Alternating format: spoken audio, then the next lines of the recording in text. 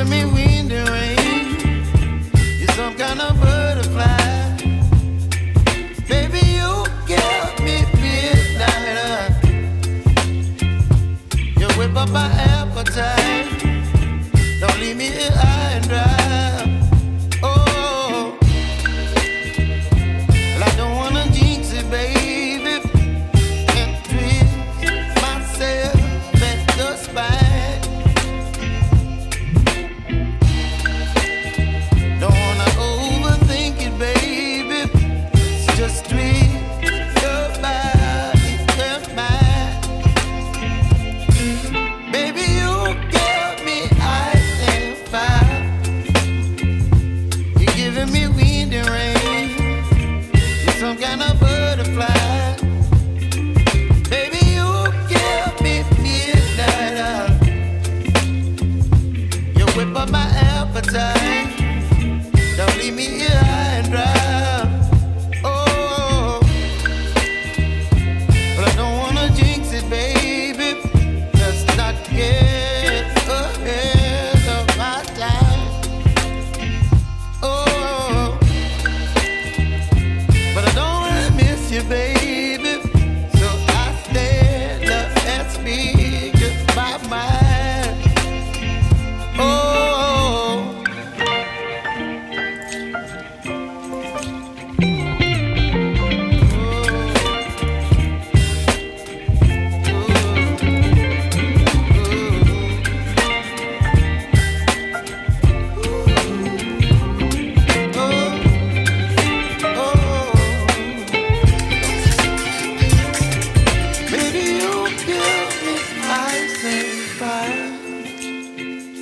You're chilling in the rain. You're some kind of butterfly. Baby, you give me midnight. You whip up my appetite. Don't leave me here high and dry. Baby, you give me ice and fire.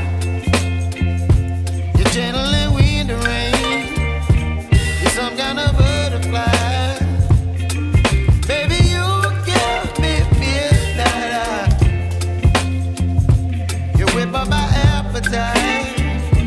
Don't leave me here high and dry.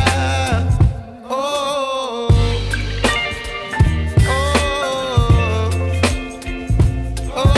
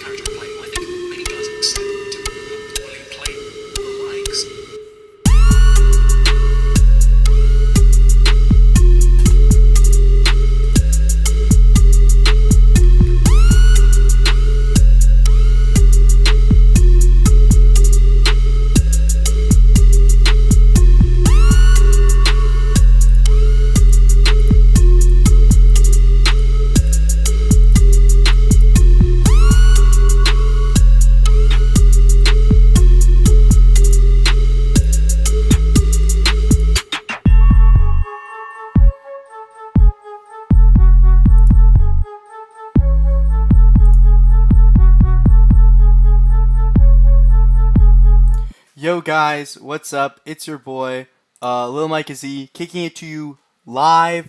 I think there's a bit of delay in my mic for some reason, but it's whatever. So, we're gonna see what's about to happen. I actually low-key haven't even read this English project, description. I don't even know what's going on right now. But let's see. Okay, so basically my English project is about this book, Waiting for Godot.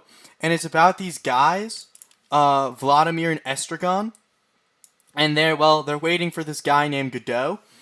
And the guy, Godot, he never shows up. And he's just like, that's basically it. Like, nothing happens. It's really weird. Like, they're just waiting for this guy named Godot. And they don't know why they're waiting for him. They don't even really know who Godot is. But they're just waiting for him. Like, it starts with Estragon being like, nothing to be done. Vladimir's like, trying to get his shoe off. And he's like struggling with his shoes. And basically what it's really about, because obviously no one want to read a book that nothing happens in, because that's stupid. What it's really about is this idea, like absurdism. And absurdism is the idea that nothing matters. Well, it's about the idea that if nothing matters, what do we do? What do we do? I don't even know. Gotta lock in. Like I'm doing for this English project. No. So for context, this idea was became popular after World War II in Nazi-occupied France, where like everyone's being watched, and there was this big feeling that life is meaningless. And so, what do you do if life is meaningless? Well, there are 6 things you can do. 1, you can kill yourself. That's not good. I don't recommend it. 2, you could distract yourself with like food and pleasure, or as Vladimir and Estragon are doing in this first part of the book, they are distracting themselves with whatever. They also do, now that I think about it, they do try all 6 methods of what to do in a meaningless world. And when I say the absurd, I'm talking about something very specific. The tension between like, okay, on one hand we live in a meaningless universe, but also we desire meaning. And that is absurd. That is absurdism. That is what we call capital A, absurd. A good analogy is like Sisyphus. Sisyphus was this Greek guy from this Greek myth, and he had to roll a boulder up a hill for eternity. And that sounds really boring, and he probably was bored. But what can he do? Well, 1, he could kill himself. 2, he could deny his circumstances. He could be like, yeah, no, like, in the real world we would say, make your own meaning. Or find religion. That's denial. It's a river in Egypt. Number 3, you can be an actor. Dead serious. Camus talked about this in his book. You could like play other people's lives where they have meaning because you don't. You can distract yourself with food and sex and stuff. You can, so that's 4. You could become another kind of artist. That's 5. Or you could get political. You can get involved with politics and things beyond you, so to speak. The 7th thing you could do is accept it. Look, because all of those first 6 ones, 6, 7, are stupid.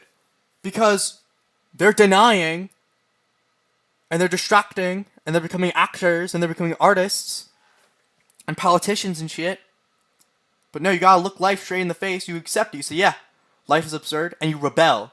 You live anyways. One must imagine Sisyphus happy. Even though Sisyphus is in this meaningless, like rolling a boulder up a hill forever, you just gotta lock in and imagine him happy. And that's what I've been saying, but nobody wants to listen. Because, I don't know. So I gotta look at what this project's even about. So we have to make a thesis statement. What key elements of language, style, artistic value, and literary technique place your author in the literary canon and determine their worth in the larger landscape of literature. So yeah, like everything's basically just one big story. And we got to figure out where Waiting for Godot is in that story. I did hear about something called like the theater of absurd, which is like because basically one of Camus' ways of distracting him of like I said, one of Camus' ways to deal with absurdism and like the absurd is becoming an actor, and this is a play. So metatextually, they are doing one of these things, and they also consider killing themselves. So I think they do all of these different ways, I would suspect, of dealing with the absurd. And Godot, by the way, Godot I think represents, like, it could represent anything. It could represent meaning, religion, something, or like waiting for something that never comes, right? I mean, Godot has God in it. It's like God, basically. We're waiting for God. You know that story, that Yiddish story, and it's like, this guy is drowning, and he's like, this guy comes with a jet ski, and the jet ski's like, yo, come on my jet ski. And the guy's like, no, God will save me. I'm waiting for Godot. He's waiting for Godot. Then second, an airplane comes. No, a jet comes. Not a jet ski, just a regular jet comes. And he plops down his ladder. And the guy... Let me check if the audio's working real quick. One sec, guys. Distracting him of, like I said, one of Kuma's ways. Like I said. Alright, I'm back on the track and I want a snack pack. So one of Camus, they try all these different things, all 7 of Camus' ways to distract yourself, or what to do if the universe has no meaning, how to deal with the absurd.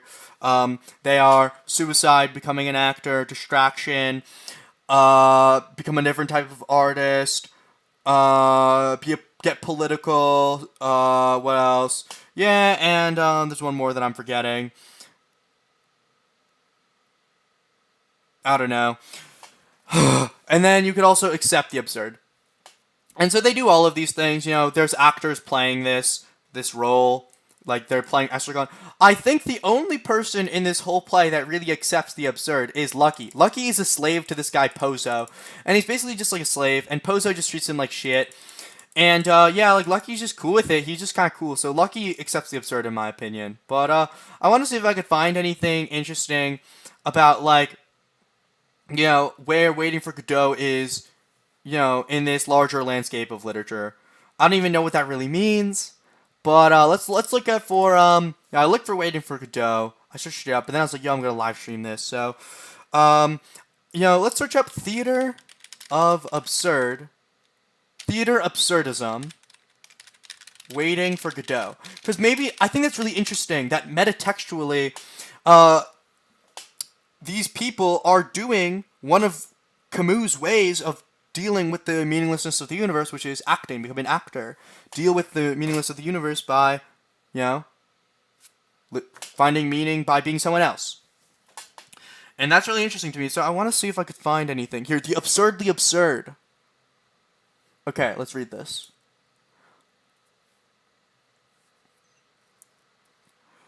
Let's read this online. Alright, I'm actually going to log in with my school account. Alright, please don't hack into my account, guys. Just log in. Alright, so... The Absurdly Absurd. In what is still the only book on the theater of the absurd... Wait, what? Here's the theater of absurd. Let's check this out. The theater of the absurd. Let's read this online. Okay. Take your time. Alright, the plays of Samuel Beckett, Arthur Adam, and have been performed with astonishing success in France, Germany, Scandinavia, and the English-speaking countries. This reception is all the more puzzling when one considers that the audiences concerned were amused and applauded these plays, fully aware that they could not understand what they meant or what their authors were driving at. Is he calling the audiences stupid? Are you calling me stupid? Martin Eastland? At first sight, these plays do indeed confront their public with a bewildering experience, a veritable barrage of widely irrational and often nonsensical goings-ons. Yo, this guy, bro, just speak normally, man. Like, nobody speaks like that. Like, nonsensical goings-on. Like, just shut up. Seem to go counter to all accepted standards of stage convention. Yeah, I guess that is true. Like, usually in a play, like, you expect stuff to happen, but this is just like nothing happens. So, in these plays, some of which are labeled anti-plays, neither time nor the place of the action are ever clearly stated. At the beginning of Ionesco's The Bald Soprano, the clock strikes 17. Yo, clocks do not go up to 17, bro. The characters hardly have any individuality and often even lack a name. Moreover, halfway through the action, they tend to change their nature completely. Okay, so for example, like, Pozo and Lucky, like, originally they were they were there as master and slave, and then they came back, and it was like the opposite. Yeah, so they came with master and slave, and then they're mysteriously reversed. The laws of probability as well as those of physics are suspended when we meet young ladies with two or even three noses, or a corpse that has been hidden. Yo, I gotta read this stuff. I feel like I gotta read to understand it. Man, I didn't. I wish I didn't make this project like the very last thing I'm doing. I wish I wasn't such like a stupid teenage boy. As a result, it is often unclear whether the action is meant to represent a dream world of nightmares or real happenings. I think it's like the real world. Like I think it's just a metaphor for like what we're all doing. Like we've all been waiting for Godot since day one. Within the same scene, the action may switch from the nightmarish poetry of high emotions to pure knockabout farce or cabaret. And above all, the dialogue tends to get out of hand so that at times the words seem to go counter to the... Oh, like for example, in Waiting for Godot, a lot of times they're like, yeah, let's leave. And then they just sit there. Because like they don't know what to do. Only in this kind of demented world can strangers meet and discover, after a long and polite conversation and close cross-questioning, that, to their immense surprise, they must be man and wife, as they are living on the same street, in the same house, apartment, room, and bed. Alright, I gotta read this. This sounds so funny. Only here can the whole life of a group of characters revolve around the passionate discussion of the aesthetics and economics of pinball machines. Ping pong. Yo, I gotta read that too. Damn. Bro, I wish this wasn't like the last thing I'm doing in my life. My life being high school, February, because everyone knows that your life ends after high school, and this is your last year to be a member of society. Yeah, so everything is basically random, is what he's saying. The most obvious, but perhaps... Okay, so I think I got... is too fast, I'll answer that suggests that living proofs that these plays are examples of pure theater. They're living proof that the magic of the stage can persist even outside and divorced from any framework of conceptual rationality. So I guess that's where it is. The fact that it is a play, it's an anti-play, it sits in the, the larger landscape of literature. It's worth the large landscape of literature is to show, to be like this like postmodernist, like, anti-play. Huh. They prove that exits and entrances, light and shadow, contrasts in costume, voice, gait, and behavior, pratfalls and embraces, all the manifold mechanical interactions of human puppets and groupings that suggest tension, conflict, or the relaxation of tensions can arouse laughter or gloom and conjure up an atmosphere of poetry, even if devoid of logical motivation and unrelated to human characters, emotions, or objectives. I'm going to make a Google Doc. I'm going to put this in the Google Doc because I feel like that's so fire. This is actually such a fire quote. Alright. This paragraph right here. And then let's just, how do I even cite that, TS, bruh? Cite. MLA. Alright. That's volume 4, pages 3 to 15. Now, I want page... This was made by Tulane. That's where my parents went to school. What a coincidence. I didn't even realize that they had schools in America. I thought all Americans were just stupid. Blah, blah, blah, blah, blah. What? Alright. This is page 4, so let's replace the page 3 to 15 with just page 4. I think. But this is only a partial explanation. While the elements of pure theater and abstract stagecraft are certainly at work in the plays concerned, they have a much more substantial content and meaning. Not only do all of these plays make sense, though perhaps not obvious or in the conventional sense, they also give expression to some of the most basic problems or issues of our age in a uniquely efficient and meaningful manner. Yo, that's so fire, bro. Like, I've been saying this since day one. How many sources do I need? 4 sources. That's too much. Can we not do that? No, I don't want to do this, but I'm live streaming. But who put the bomb in the bomb and who put the ram in the ram-a-lam-a ding-dong? Yo, my compute, I'm so confused. Yeah. Alright, let's lock in, guys. But this is, these 3 dramatics, it's interesting, but I could be, why am I wasting my time on this English project when I could be doom scrolling through TikTok? The 3 dramatists that have been grouped together here would probably... I actually don't even mind this English project. I'm just addicted to my phone. These three dramatists that have been grouped together here would probably most energetically deny that they form anything like a school or movement. Each of them, in fact, has his own roots and sources. His own very personal approach with form and subject matter, yet they also clearly have a good deal in common. The common denominator is that they characterize their works might be so it's all an element of the absurd. Damn, that's what we were talking about before. Absurd is that which has no purpose or goal or objective. Each of these writers, however, has his own special type of absurdity. And Bucket is melancholic, colored by a feeling of futility born from the disillusionment of the old age and chronic hopelessness. Adamov's is more active, aggressive, earthy, and tinged with social and political overtones. While, can I download this? I want this as a PDF on my computer. It's so fire. I gotta subscribe to download?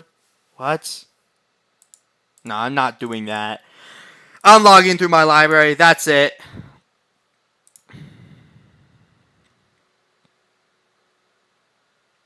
What? This is bullshit, bro.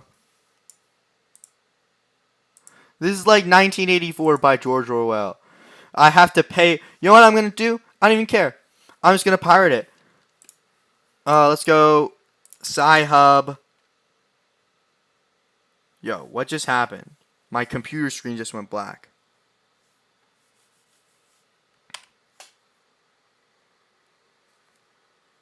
Oh, yeah, I feel like that was God just trying to save me because my computer screen just went black.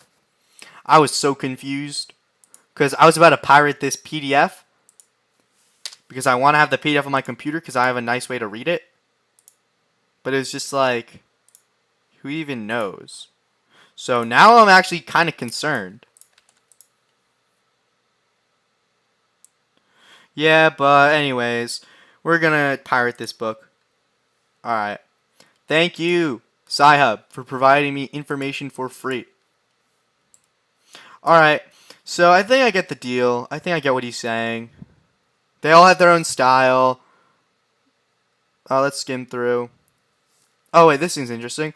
If the dialogue in these plays consists of meaningless cliches and the mechanical circular repetition of stereotype phrases, how many meaningless cliches and stereotype phrases do we use in our day-to-day... Wait. I need context for that. Alright, now I'm back where I started. Alright. Looking back at his earliest effort, which he now regards as unsuccessful, the destinies of all human beings are of equal futility, and that the refusal to live and the joyful acceptance of life both lead to the same path by inevitable failure, total destruction. It is the same futility and pointlessness of human effort, the same impossibility of human communication, when Ionesco expresses in ever new and ingenious variations. The two old people making conversation with the empty air and living in the expectation of an orator who's to pronounce profound truths about life but turn out to be deaf and dumb, are as sardonically cruel a symbol of this fundamental tragic view of human existence. That's so depressing, man. Cool. So the world's an incomprehensible place. That's what the theater of the absurd shows. So absurd's theater. The spectators see these happenings entirely from the outside without ever understanding the full meaning of these strange patterns of events. As newly arrived visitors might watch life in a country which they have not yet mastered language. Yeah, it kind of shows, like, if you were like an alien watching humans do shit, I'd be so confused. Whoops. I'd be so confused, honestly, if I saw humans doing stuff. But I guess I get what he's saying. Yeah, so it is impossible to identify oneself with characters one does not understand or whose motives remain a closed book, and so the distance between the public and the happenings on stage can be maintained. Emotional identification with the characters is replaced by a puzzled... Yes, like it's the opposite of what happens, literally, in every sense of the word. Like, normally in a play, you relate to the characters. Here, you just, like, don't. That's so true. I actually agree with this guy. And I very rarely agree with people. For while the happenings on the stage are absurd, they yet remain recognizable as somehow related to real life with its absurdity, so that eventually the spectators are brought face to face with the irrational side of their existence. What? Oh, wait, that actually makes sense. I just got so excited to process. Thus, the absurd and fantastic goings-on of the theater of absurd will, in the end, be found to reveal the irrationality of the human condition and the illusion of what we thought was its apparent logical structure. Thus, the absurd and the so that basically it reveals, it gives us like, it's kind of like what psychedelics do. Like they give you like a vantage point. Maybe godot is LSD. Huh. Or maybe the show is LSD. Because it's like, you just get a new perspective. It's like a different vantage point. You know what I mean? I'm going to write my English project on that. I think. Like, or like, I don't know. But I feel like I can't really get that so much grounded in the text. Alright, so we have this PDF. Let's search up waiting for Godot drugs. Ooh. Alright, let's read this. Read online. Where does it say drugs? Alright, Control F, drugs. Oh, wait, I have to document. Drugs.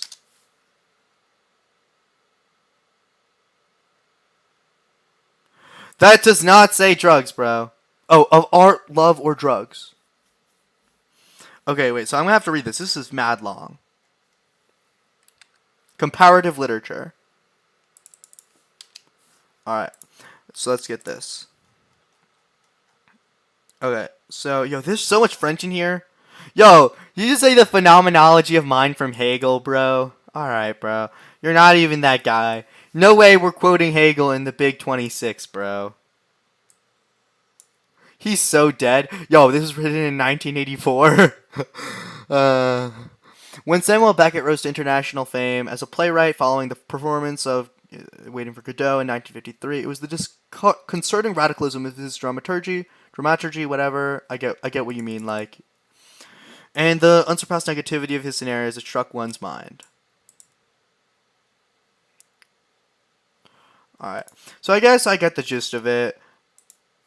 Yeah, I feel like I get the gist of it.